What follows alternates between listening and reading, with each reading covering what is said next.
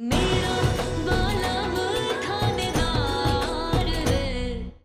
मारे को पहले ये बताओ, आपने बाबा साहब का साथ क्यों दिया नकली बर्थ सर्टिफिकेट बनवाने में? थारा सर्टिफिकेट बनते समय मैं एक पत्नी ज्यादा थी और मैंने तो वही किया जो मैंने बचपन से सीखा था। पति ईश्वर के समान हुए, तभी उसे पति परमेश्वर कहते हैं। और ईश्वर कभी गलत ना बोल सके।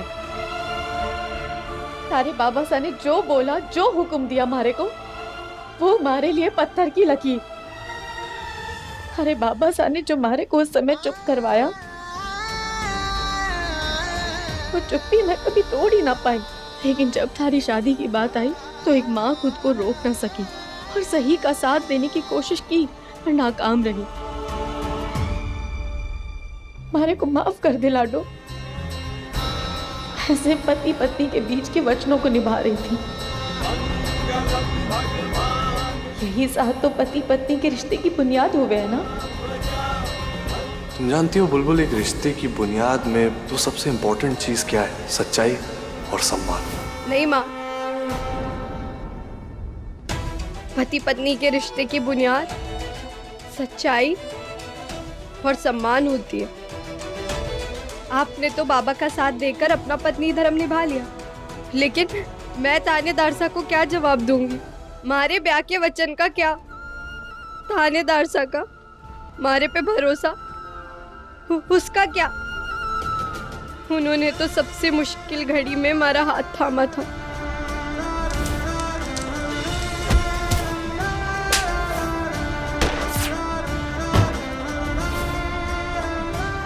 कौन करेगा इसकी रक्षा? कौन करेगा इससे शादी? मैं करूंगा। और उन्हें ये तक नहीं पता कि जिस लड़की से उनकी शादी हुई है वो एक नाबालिग है। उन्होंने तो सामूहिक विवाह में नाबालिग लड़कियों का ब्याह रोकने के लिए अपनी जान जोखिम में डाल दी थी। जो आदमी नकली बर्थ सर्टिफिकेट बनवाने वाले लोगों को पकड़ने के लिए अपनी जिंदगी दांव पे लगाता है, उसे ये तक नहीं पता कि उसकी अपनी पत्नी का जन्म प्रमाण पत्र नकली है। आप तो खुद नाबालिग लड़कियों के ब्याह के खिलाफ हो ना, तो फिर हमारा ब्याह क्यों कराया? हाँ भाइयों, जय हिंद। एक बात बताइए, कहीं देश की सेवा से ज्यादा ससुराल सेवा में मन तो नहीं लग गया आपका? नहीं, अगर घर वापस आने का मन ना हो तो कोई बात नहीं, आपका सामान मैं देने आ सकता हूँ। हाँ ऑफ कोर्स है, और घर नहीं आऊंगा तो तुझे डिसिप्लिन में कैसे लाऊंगा? बेटा तैयार रहे, आ रहा हूँ। ठीक है। जो बात करने के लिए बोली थी वो बात तो करे नहीं। लड़का निकल गया। चुप करके बैठ, गेल सप्पा। बात बोल तो। हाँ पापा, सब ठीक से हो गया बेटा? कब वापस आ रहे हो तुम दोनों? बस बुलबुल कहीं गई है, एक बार वापस लौट के आ जाए तो फिर हम लोग अजमेर के लिए निकलेंगे। ठीक है बेटा, जय हिंद। कंवर साहब। पापा। कंवर साहब, आपसे एक विनती है। अरे कहिए ना। कंवर साहब, हमारे रजवाड़े में ना एक खास पोशाक हुए है। ये देखिए, ये रेशम का कुर्ता और धोती जी, बड़े शौक से खास आपके लिए मंगवाया है। देखिए मना मत कीजिएगा कंवर साहब, मैं जानता था आप मना करोगे, इसलिए पहले से ही विनती कर रही थी। जीजू साहब, मैं आपके लिए पुष्कर से खास मालपुआ लाया हूँ, लीजिए खाइए। अरे पूरा खाइए पूरा। बस अंबर, ज्यादा मीठा खाने की आदत नहीं है, शुक्रिया बस। कंवर साहब को यहाँ से खुश करके नहीं भेजा तो मंगल से हमारा उधार माफ करवाने का ये मौका भी चला जाएगा हाथ से। पापा, बुलबुल कहीं दिखाई नहीं दे रही, बुलबुल कहाँ है? बुलबुल अपनी माँ के साथ गई होगी मंदिर, शायद तैयारी करने। तैयारी किस लिए? अरे कंवर साहब, हमारे यहाँ रीत है ना कि जब भी पग फेरे के लिए बेटी और दामाद आते हैं तो सासरे जाने से पहले उनको हमारे इष्ट देवता के यहाँ ले जाते हैं दर्शन करवाने।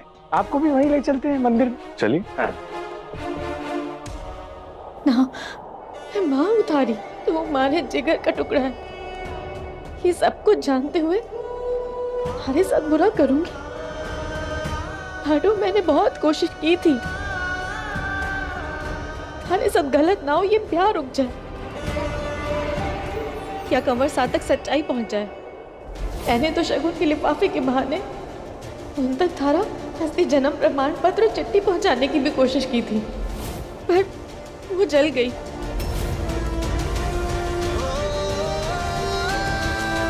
किसी ने मुझे चिट्ठी भेजी।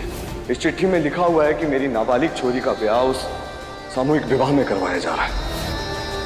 और फिर थारे ब्याह से पहले मैंने ठान लिया था कि मैं सब सच बता दूंगी। थारे पापा सारे मारे को देख लिया और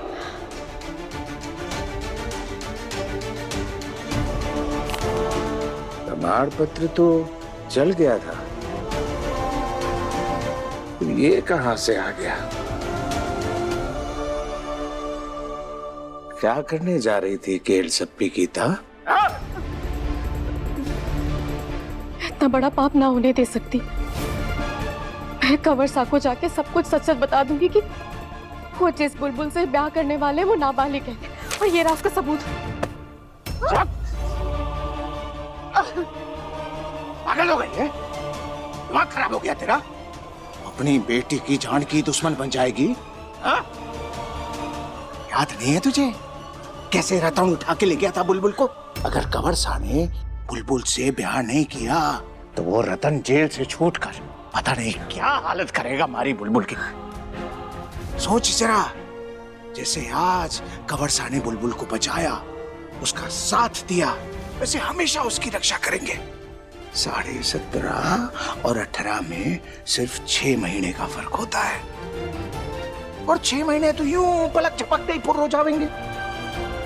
और 6 महीने में वैसे भी बुलबुल कौन सी भटकन बुआ से सियानी हो जाएगी? नहीं ना। पर कंवर सा, अगर कंवर सा ने 6 महीने बाद बुलबुल से ब्याह करने से मना कर दिया, अरे तो कहां से लाएगी अपनी बावड़ी बुलबुल के लिए इतना अच्छा बींद? बुलबुल की भलाई इसी में है, किसी को ना पता चले कि वो नाबालिग है, उसकी असली उम्र क्या है। चढ़ा के सर्टिफिकेट, ये थारी बेटी के नाबालिग होने का आखिरी सबूत, जो उसके भविष्य को जलाकर खाक कर सकता है। नहीं मानेगी?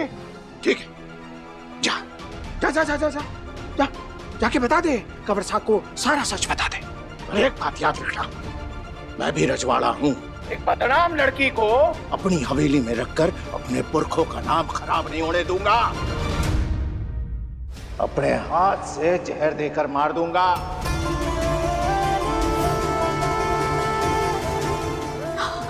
ना ना ना ना ना, थारी बेटी की जिंदगी और उसकी भलाई थारे हाथ में है। थारा फैसला, उसका भविष्य। या तो इस पार और या उस पार। सोच ले, 6 महीने के लिए बोले इतने छोटे से झूठ से या तो थारी बेटी का जीवन संवर जाएगा, और या तो उसका मरा मुंह देखेगी और थारा पति जेल जाएगा।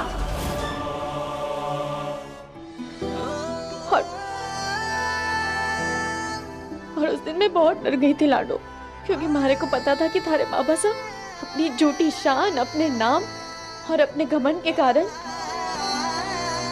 थारी जान लेने से भी ना चूकते। बस इसीलिए ना मैं थारा प्यार रोक पाई और ना ये सच किसी को बता पाई। किसी की भलाई के लिए बोला गया झूठ तो भगवान भी माफ कर देते हैं ना। झूठ झूठ होता है माँ, और इस झूठ से थानेदार सा का कोई भला ना होगा। जब उन्हें पता चलेगा कि उनकी पत्नी नाबालिग है, सब खत्म हो जाएगा, सब कुछ। और मैं इसी वक्त थानेदार सा के पास जाऊंगी और उन्हें सब कुछ सच सच बताऊंगी।